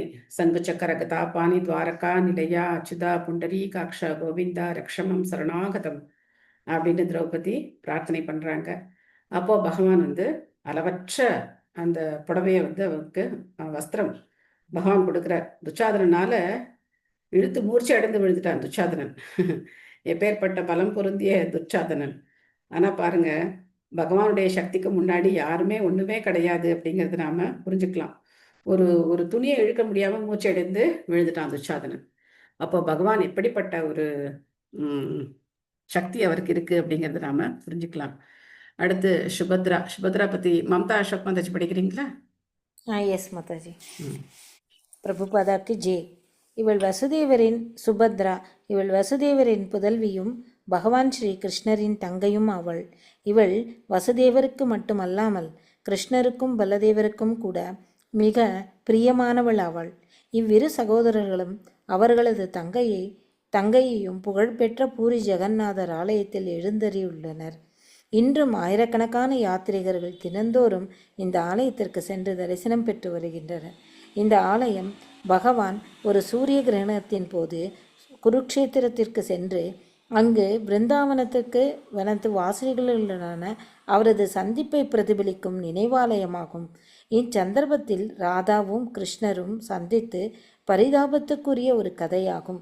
மேலும் பகவான் ஸ்ரீ சைத்தன்யர் ஜெகநாத்புரியில் ராதாராணியின் பரவச நிலையில் இருந்து கொண்டு பகவான் ஸ்ரீ கிருஷ்ணருக்காக எப்பொழுதும் ஏக்கத்துடன் காத்திருப்பார். அர்ஜுனன் துவாரகையில் இருந்த பொழுது சுபத்ராவை தனது ராணியாக அடைய விரும்பி தனது விருப்பத்தை ஸ்ரீ கிருஷ்ணரிடம் தெரிவித்தார். தமது மூத்த சகோதரரான ஸ்ரீ பலதேவர் அவளது திருமண ஏற்பாட்டை வேறொரு இடத்தில் செய்து வருவதை ஸ்ரீ கிருஷ்ணர் நன்கு அறிந்திருந்தார். மேலும் ஸ்ரீ பலதேவரின் ஏற்பாடுகளை எதிர்க்க துணிவில்லாமல் சுபத்ரா தேவியை கடத்தி செல்லும்படி அர்ஜுனனுக்கு கிருஷ்ணர் அறிவுரை கூறினார். எனவே அவர்கள் அனைவரும் ரைவத மலையில் ஒரு இன்பச் சுற்றுலாவை மேற்கொண்டிருந்த பொழுது ஸ்ரீ கிருஷ்ணரின் திட்டப்படி அர்ஜுனன் சுபத்ராவை கடத்தி செல்வதில் வெற்றி பெற்றார். ஸ்ரீ பலதேவர் அர்ஜுனனிடம் கடுங்கோபம் கொண்டு அவரை கொன்றுவிட விரும்பினார். ஆனால் பகவான் ஸ்ரீ கிருஷ்ணர் அவரது சகோதரரிடம் அர்ஜுனனை மன்னித்து விடும்படி மன்றாடி கேட்டுக்கொண்டார். பிறகு அர்ஜுனனை முறைப்படி திருமணம் செய்து கொண்ட சுபத்ராவிற்கு அபிமன்யு பிறந்தார். ஆனால் அபிமன்யுவின் அகால மரணத்தினால் மிகவும் துக்கத்திற்கு உள்ளான சுபத்ரா பரிஷித் பிறந்ததும் மகிழ்ச்சியும் ஆறுதலும் அடைந்தாள். Hare Krishna. Thank you Mataji. Hare Krishna. Thank you Mataji. So கடைசியில் பேரன் பிறந்த உடனே சுபத்ரா தேவி சந்தோஷமாயிட்டாங்க. இங்கே பார்க்குறோம் அர்ஜுனனை எதுக்காக கடத்திட்டு வர சொல்கிறார், சுபத்ராவை எதுக்காக கடத்திட்டு வர சொல்கிறாருன்னா, க்ஷத்ரியர்களுக்கு இதெல்லாம் தர்மம், இதெல்லாம் தவறு கிடையாது. க்ஷத்ரியர்களுடைய வாழ்க்கையில் இதெல்லாம் சகஜம்.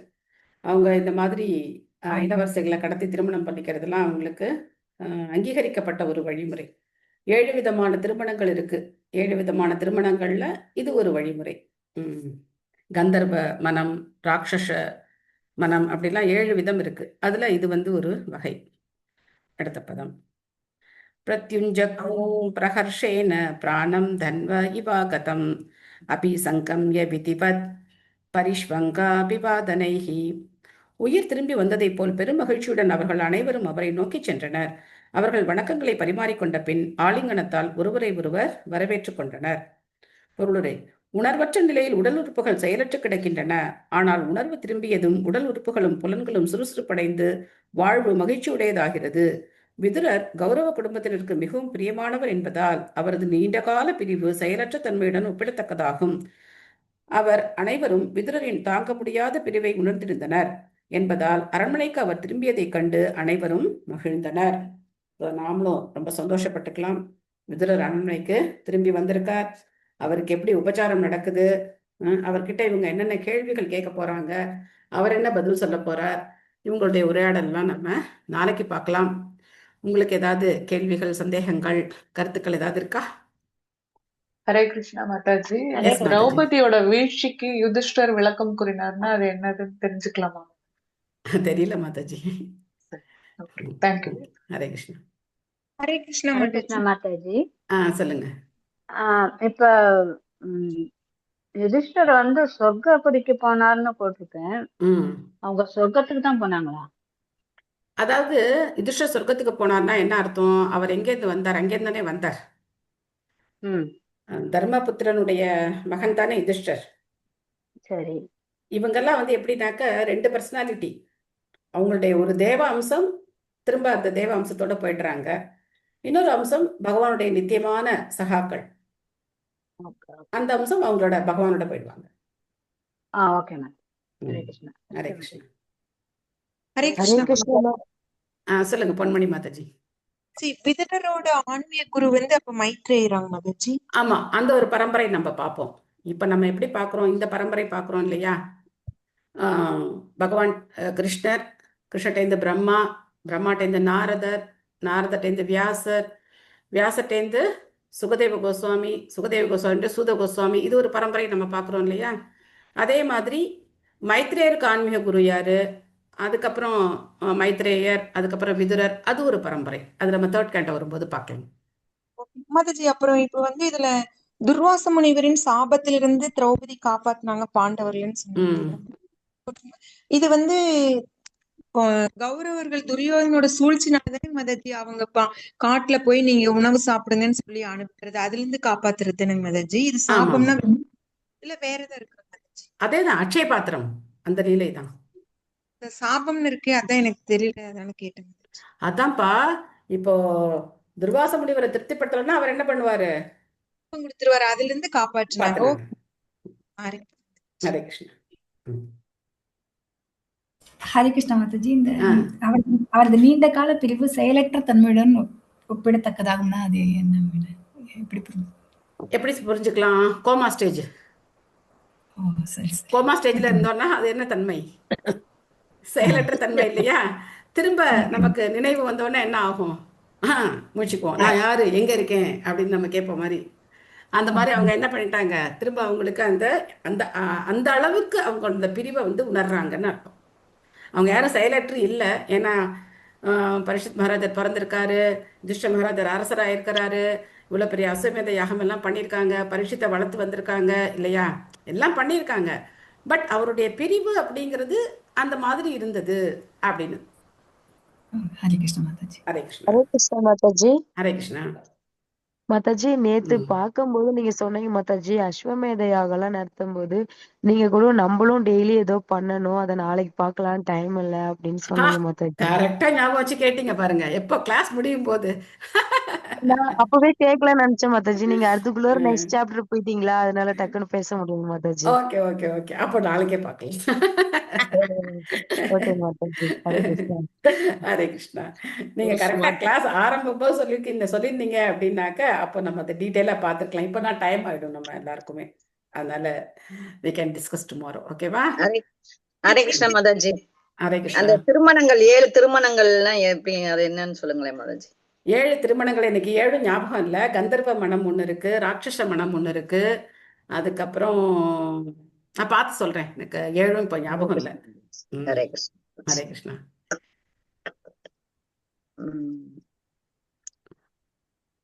ஓகே, இன்றைய பாசுரம் ஆலாமா மாதாஜி. ஹரே கிருஷ்ண மாதாஜி. பாடுங்க பாடுங்க பாடுங்க. நோற்று சுவர்க்கம் புகுகின்ற மனாய், நோற்று சுவர்க்கம் புகுகின்ற மனாய், மாற்றமும் தாராரோ வாசல் திரவாதார்,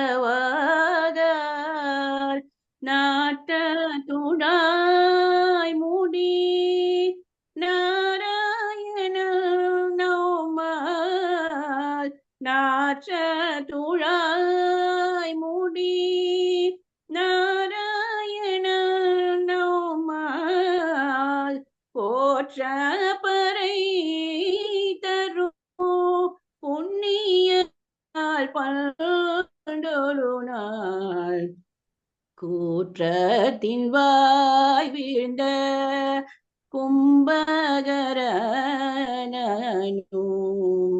தோற்றூனக்கே, பெருந்துயில்தான் தண்டானோ ஆற்ற அனந்த உடைய மே, கேற்றமை வந்து தீரவேலோரே ஓம்பாவாய், நோற்று சுவர்க்கம். ஆண்டாள் திருவடிகளே சரணம். ஹரே கிருஷ்ண மாதாஜி. அற்புதமா பாடிட்டீங்க மாதாஜி. ஹரே கிருஷ்ணா மாதாஜி. ஹரே கிருஷ்ணா. ரொம்ப அற்புதமா இருந்தது மாதாஜி. தேங்க்யூ மாதாஜி. ஸோ இந்த பாசுரத்துல இருந்தா நமக்கு இது சொல்றோம் போல இருக்கு, கும்பகர்ணன் மாதிரி தூங்குறாங்க அப்படின்னு சொல்லி. ஆண்டாள் சொல்றாங்க, தோற்றும் உனக்கே பெருந்துயில் தான் தந்தானோ அப்படின்னு சொல்லி. காலம்புரை எழுந்துக்கலன்னா கும்பகர்ணன் மாதிரி தூங்குறாங்க அப்படின்னு சொல்லுவாங்க இல்லையா? ஸோ அற்புதமான வரிகள். இதெல்லாம் என்ன உணர்த்துது அப்படின்னாக்க ஆன்மீக வாழ்க்கை எவ்வளவு முக்கியத்துவம் வாய்ந்தது. காலம்புற பிரம்ம முகூர்த்தத்துல எழுந்து பகவானுடைய நாமத்தை ஜெபம் பண்றது எவ்வளவு முக்கியத்துவம் வாய்ந்தது அப்படிங்கறத ஆண்டாள் நமக்கு உணர்த்துறாங்க. Joy. Thank you all. Hare Krishna Krishna Krishna Hare Hare, Hare Rama Rama Rama Hare Hare. Thank you, Mataji. Hare Krishna. Hare Krishna Krishna. Mataji. Thank you Mataji. Hare Krishna. Bhagavadgita கேட்டீங்களா? பகவத்கீதை நேத்து கேட்டோம் மாதாஜி. ஓகே. ஸோ நிறைய ஷேர் பண்ணுங்க அந்த பகவத்கீதை, அந்த மாயாப்பூர் டிவி சேனல்ல நிறைய ஷேர் பண்ணுங்க. எல்லாரும் நேத்து கேட்கறதுக்கு ஹெல்ப் பண்ணுங்க. கேட்டிருந்தாங்க, அவங்களுக்கு தெரியல, நேத்து கேட்டிருந்தாங்கல்ல. அப்புறம் நான் ஃபோன் பண்ணி மாயாப்பூர் டிவி போடுங்க, அதுல வருது அப்படின்னு. ஓகே அப்புறம் ஓகே. அவங்க சொன்னாங்க. Okay Mataji, thank you. Thanks Mataji. Hare Krishna. Hare Krishna. Hare Krishna Mataji. Hare Krishna. Hare Krishna Mataji. Hare Krishna. Hare Krishna. Hare Krishna Mataji. Hare Krishna Mataji. Hare Krishna Mataji. Hare Krishna என்று கொடுத்துருவோமா? ஹரே கிருஷ்ணா கிருஷ்ண கிருஷ்ண ஹரே ஹரே, ஹரே ராம ராம ராம ஹரே ஹரே.